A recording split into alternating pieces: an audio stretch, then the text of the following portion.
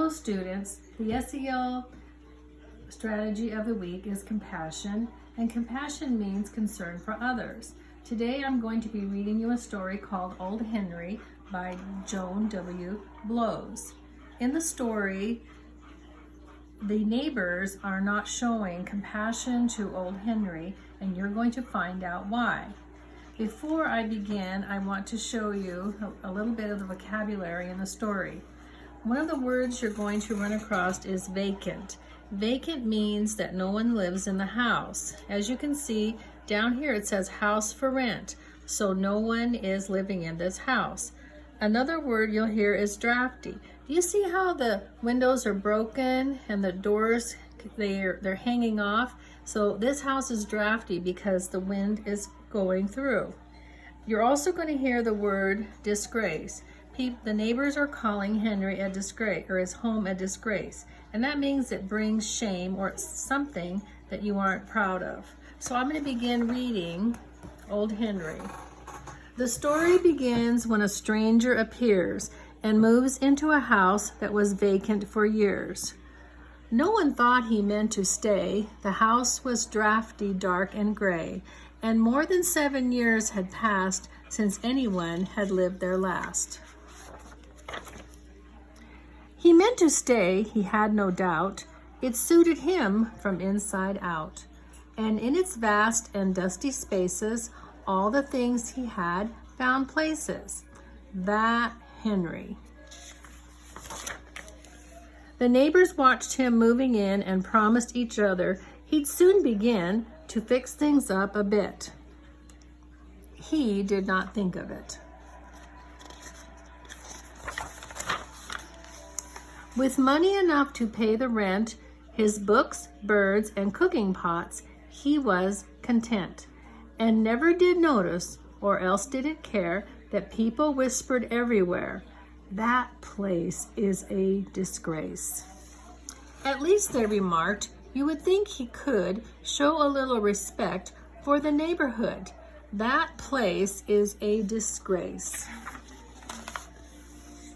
At last they decided to form a committee and went to him saying, "We are proud of our city. If you'd only help out, think how good it would look."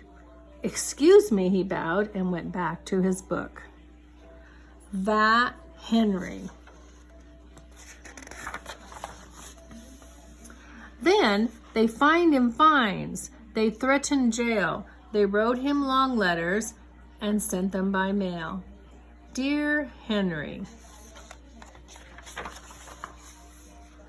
Still the hollyhocks wilted, unwatered, unkept.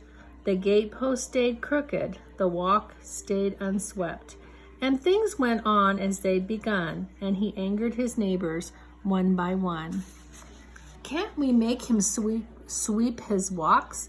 No, there's nothing we can do, you nasty Polly. Shoo, bird, shoo.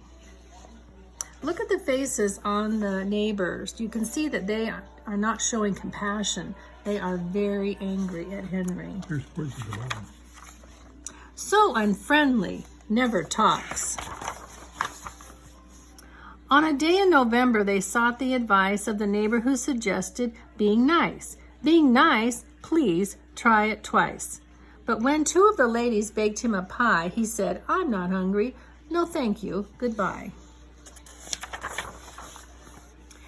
And when 3 of the men said they'd shovel his snow, he quickly said, "No. We told you so." Now Henry, too, had had his fill. That night he grumbled, "I never will live like the rest of them, neat and the same. I am sorry I came."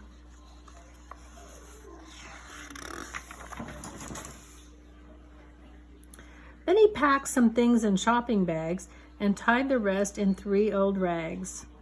He didn't make plans, he just left a short note, a hastily written, "Gone to Dakota."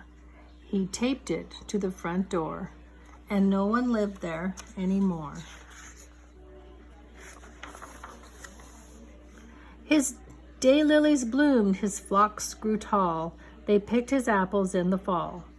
They picked his apples, and now and then someone would ask, "Remember when? Remember when? Remember when?" Later still, in winter snow, they asked one another, "Where did he go? Will he come again?" Meanwhile, old Henry, to his great surprise, was missing the neighbors who'd brought him the pies. In spite of their nagging, he really did care for them and their street, so he wrote to the mayor.